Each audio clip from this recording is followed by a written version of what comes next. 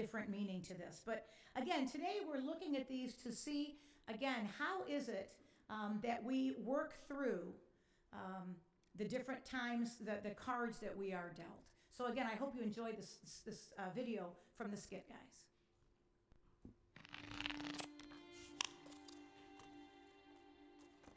Have you ever thought about the cards that you've been dealt? Have you ever taken the time to examine your life as if it were a hand of cards? For many of you, you would look at the hand that you've been dealt and go, I've been given a great hand. I don't want to change a thing. And still there are others. You would look at a few of your cards and you would go, these are the hard and bitter cards. It's as if we would say, if I could just trade in these cards, my life would be so much better. But that's just it. You can't trade in the cards that you've been dealt. These are your cards, whether you like the way they feel or not. It's interesting. The people that we want validation from, people we want to like us, the people we want to impress, we hide these uglier cards behind the more noble, significant, prettier cards. These are the cards that we want people to see. These are the cards that we've based so much our identity on. It's human nature, I guess. But deep down, we know the cards that we've been dealt. There's no escaping it. It's who we are. We can't reshuffle the deck. We can't trade any of them in. It's in our DNA. It's in our makeup. The truth is, you are all in. But what if we stopped? What if we stopped and just took some time to look at the hands that we've been dealt? Is it coincidence, or is it just life? Or is it God? The argument would be, why would an all-knowing, all-loving God give me this deck of cards? If he really loved me, why these cards? And these are the cards of pain, of chaos, of guilt, of hurts, of hang-ups, of habits. And amongst this deck, for some of you, there are some really cruel cards. Cards of rejection, depression, addiction, abuse, and the card that none of us can escape from.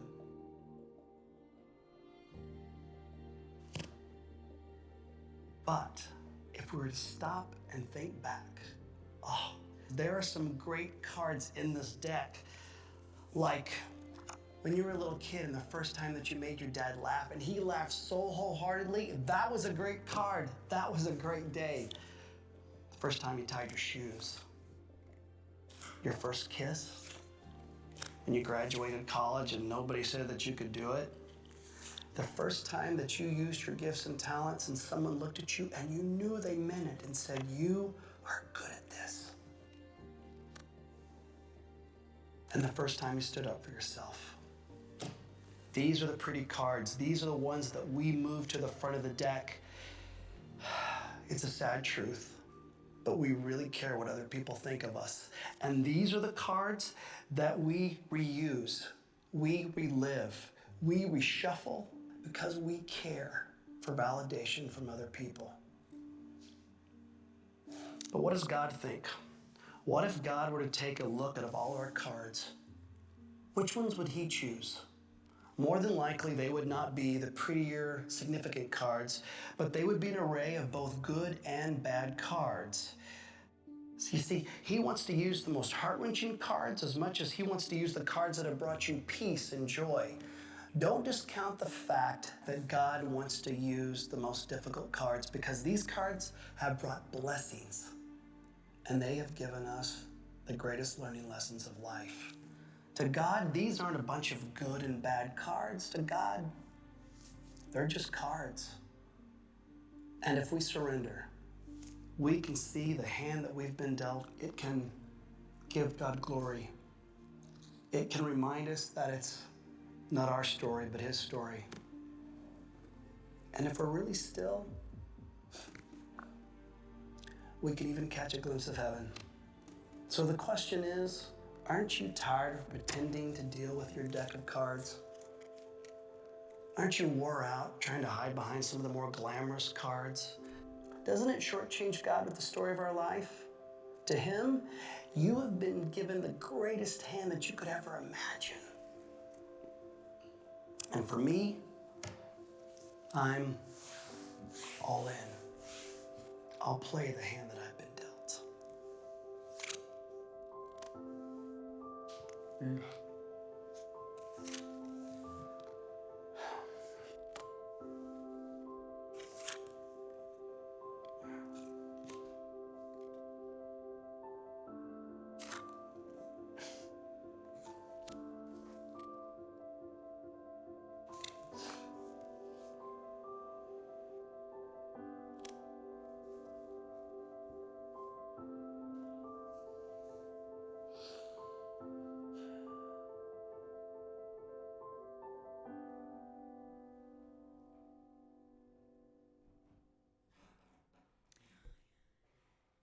So, the hand that you've been dealt.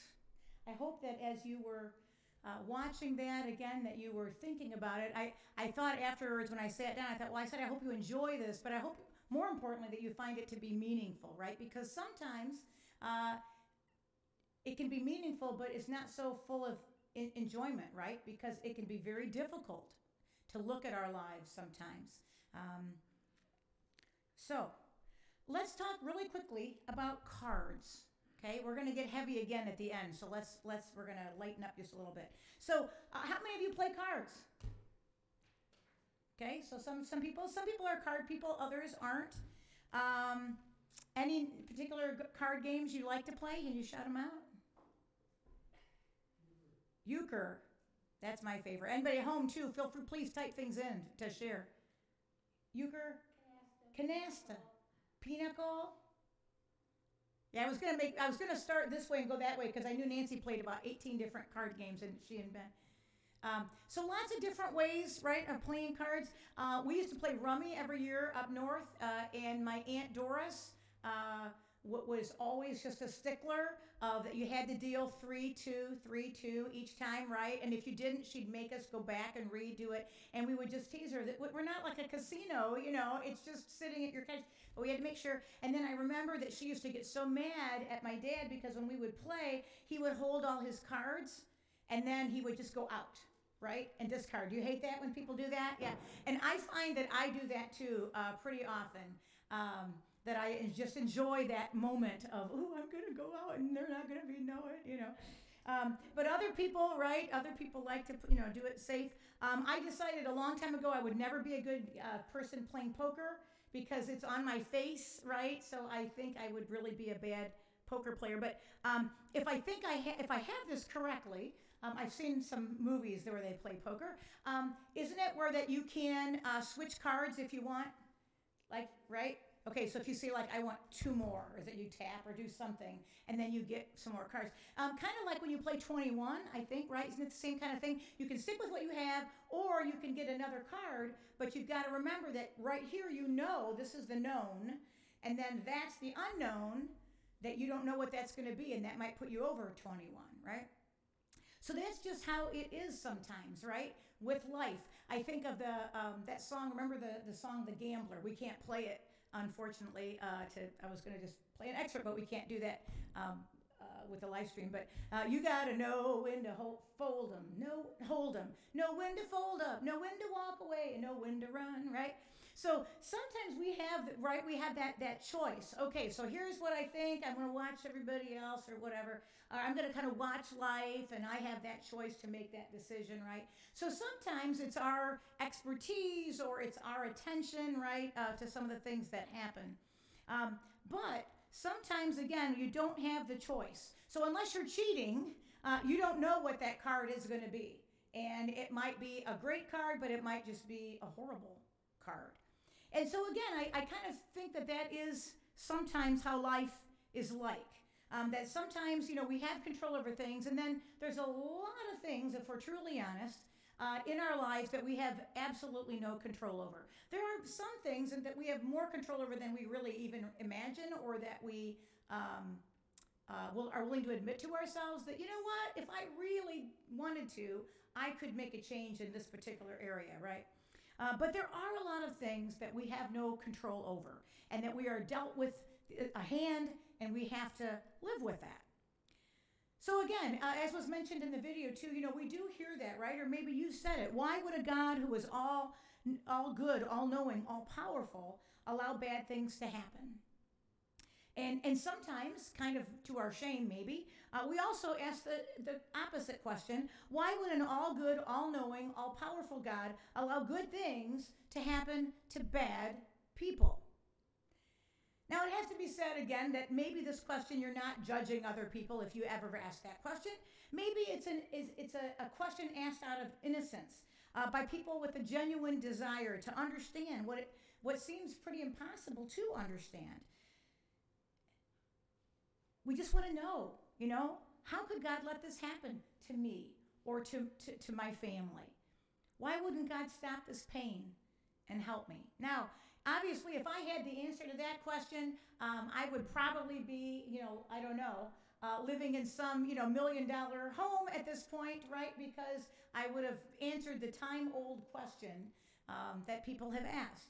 But I do have some thoughts that I'd like to share that to kind of help us wrestle a little bit more with this, and I hope come up on the other side of that wrestling with a sense of hope and peace.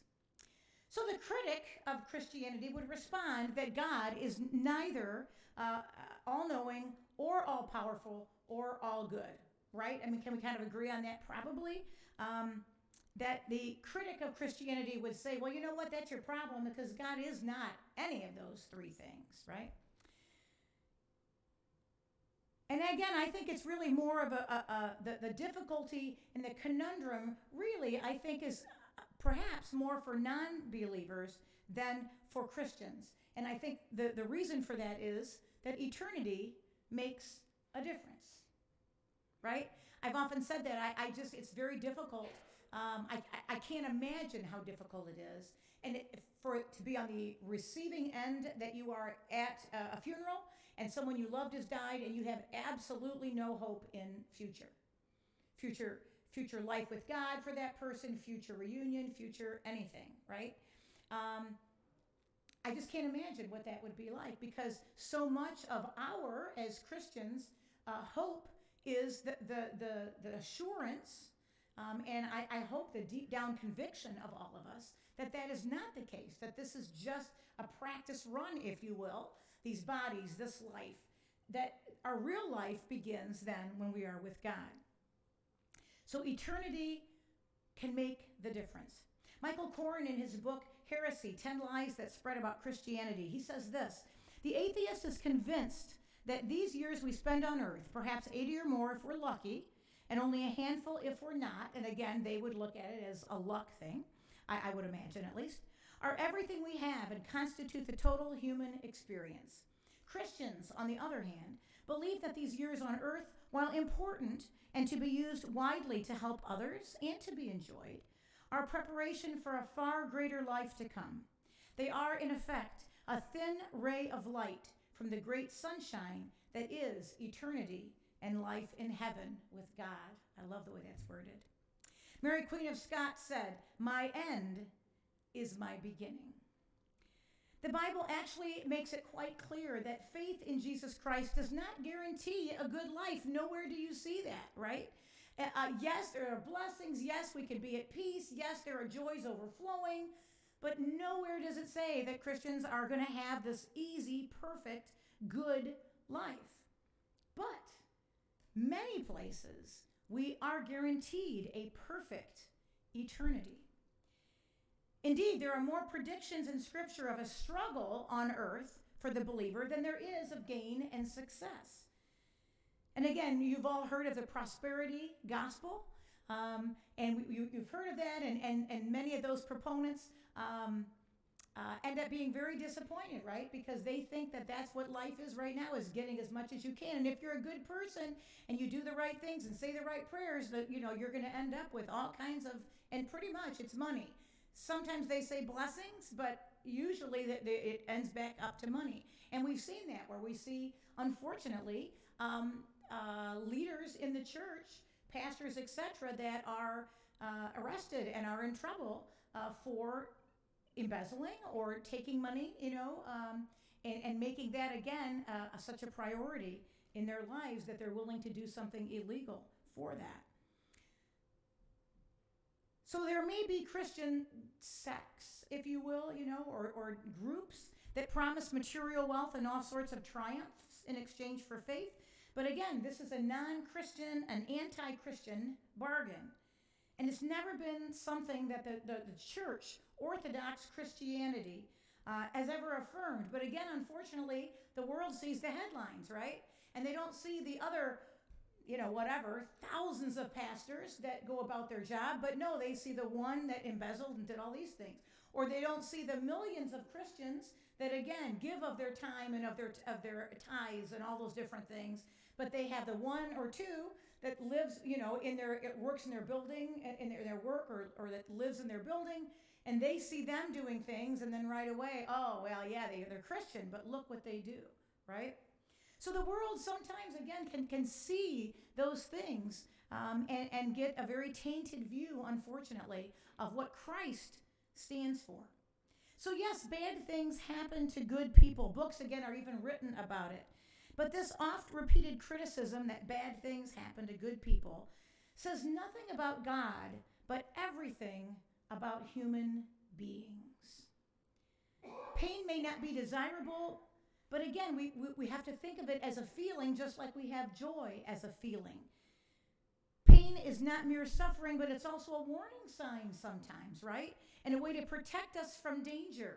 That if we suddenly are, wow, I'm getting so sick because I've done X, Y, Z with my body, with my life, with my time. That's a warning sign, right? That we need to fix something. That something may hurt is undeniable. And that we all will feel some sort of pain at some point is undeniable.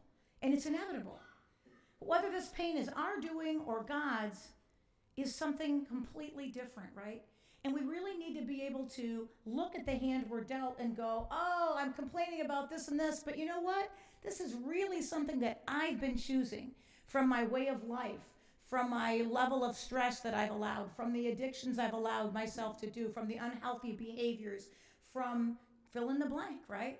So we really have to be honest of some of these different things. Of, am I contributing to this hand? Can I do something about this? Can I still have some, what control do I have? We know often we see it with our, with the AA friend, our AA friends in the creed, right? That you have, in the serenity prayer, right? God, give me the grace to change what I can change, and then to know the difference. It's that it's much more beautiful than what I'm saying, but to change what I can change, and then to be able to have to let go of what I can't change, and then to be able to discern the difference of where are the times that I can make a difference and where are the times that it's out of my control and I need to step back and be at peace. Because pain awakens us to God. And again, it's not a real popular thing to say, right? But I think all of us who've lived a certain number of years and gone through a certain number of things can maybe attest to that pain awakens us to God. When things are going really, really well, we sometimes have a tendency to just kind of forget about God, right? Maybe we thank Him if we remember. But when we are on our knees because the world has just knocked us down, that's when we are closest to God. Pain awakens us. As to specific issues of pain and suffering, maybe you've read this quote before, but C.S. Lewis, who watched his wife die of cancer, has written lots of treatises and was a theologian himself and also an author. But he said this: pain insists upon being attended to. God whispers to us in our pleasures, speaks in our conscience, but shouts in our pain. It is His megaphone to rouse a deaf world. God's plan is always for us to return to Him and to lead the best life possible on earth. And sometimes we need to be reminded of that, don't we? I look back sometimes and I think back on like my early years working after I graduated college, and I that was probably the time that I was least close connected to God. Now, I look back at that time and I go, well, why is that? And I think it's because things were pretty good, right? I had a job, I had a career that was exciting, I was making friends. So things were going pretty well. My parents were in pretty good health. So things were going really well, and I was blessed. And I think on looking back that's I think how I kind of slipped away for about a year and a half, probably a year and a half that I didn't attend church. And it just was such an interesting time that I look back at that and go, why was that? And I think that's why, because things were going well. And then we look at the times that things are not going well, and again, that's when we have what? Filled churches, people that are, watching worship, right? I wanted to explain or share another quote that C.S. Lewis also wrote. He says, by the goodness of God, we mean nowadays almost exclusively his lovingness.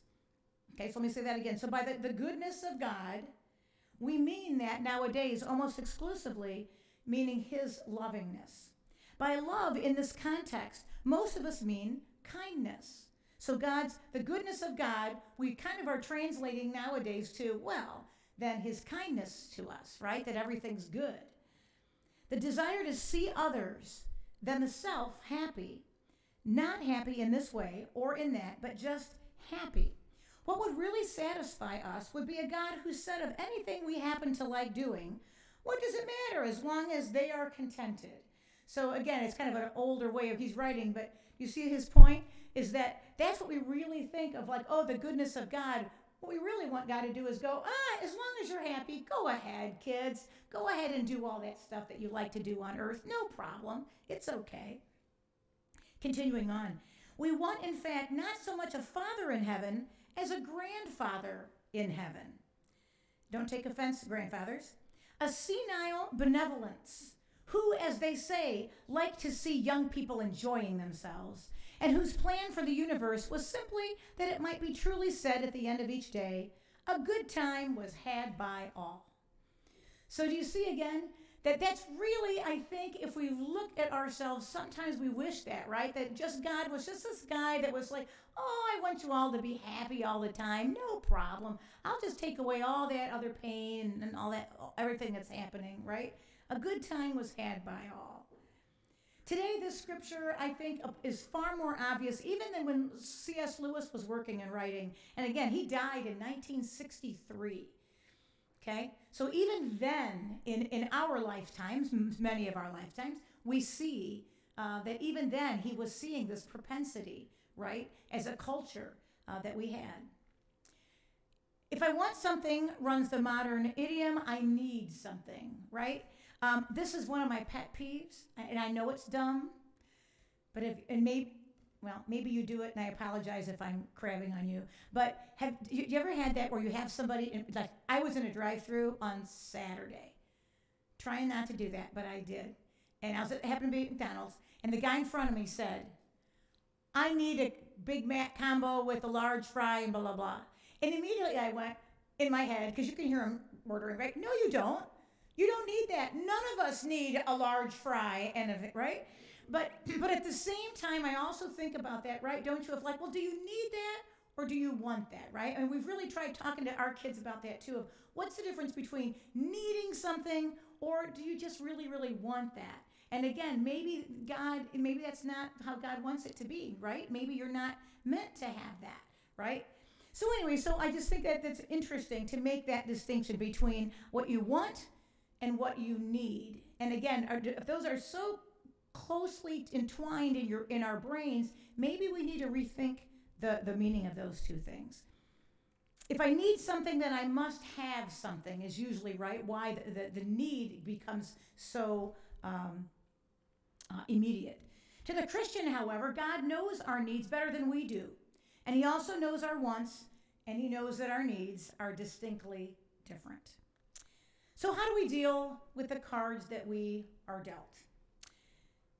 The easy answer, right, that sounds beautiful but is not easy to do in real life. How do we deal with the cards that we're dealt? I would say to have grace and have gentle humor and acceptance and faith, right? Those are the pillars of being able to get through life. Another word for that would be resilience, right? to be resilient, but also to be resilient in God. But again, we know that that is not easy, and in some cases, maybe impossible. We move forward one day at a time, trusting in the God who, despite pain and unfair circumstances in our lives, walks beside us, giving us hope and comfort and the promise of eternal life in our next life. So I have two things I want to conclude with today, and I kind of feel like I need to set those up. The first one is our closing video, and it's a video I think that really beautifully exemplifies what it is to carry our crosses. And again, I want to make sure that you understand that I'm not comparing these two of that, the cross that Christ carried, and then look at all the poor me, all the things I have to deal with or you have to deal with. Not in the slightest. But they use a cross image in this.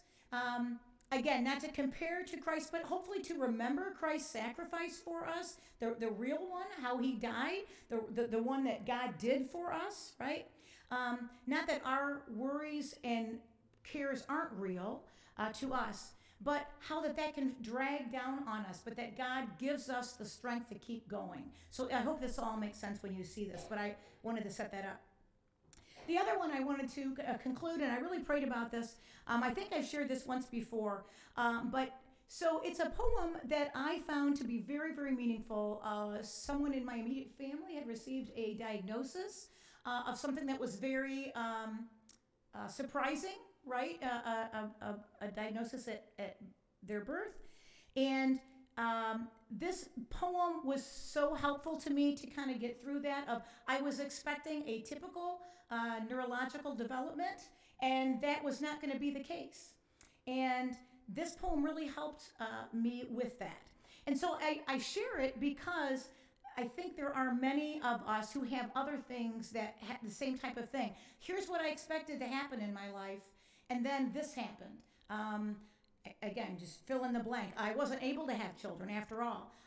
My spouse died earlier than I ever would have wanted or dreamed, right? So all the different things that happen in our lives. And again, I pray that it just kind of gives a little bit of a shift. So it's called Welcome to Holland. And the premise of it is that most people, and again, in this case, they're talking about being a pregnant, expecting a baby, that it's likened to going to Italy, that it's all glamorous, right? And everybody else is going to Italy, and it's this glamorous trip. I can't wait. I've been waiting all my life for this trip. And then turns out you don't land there, you land in Holland. Now, I have to preface this because you all know that I love Holland because I am Dutch. My dad was Dutch. So it's just kind of ironic that it's Holland because I would go to Holland in a heartbeat, right? On purpose in front of Italy. So I want to kind of wanted to mention that it just so happens to be Holland. But for most people, probably they would go, shoot for the glamorous Italy over Holland. So again, I pray this reading is meaningful to you in your own circumstance. Welcome to Holland by Emily Pearl Kingsley.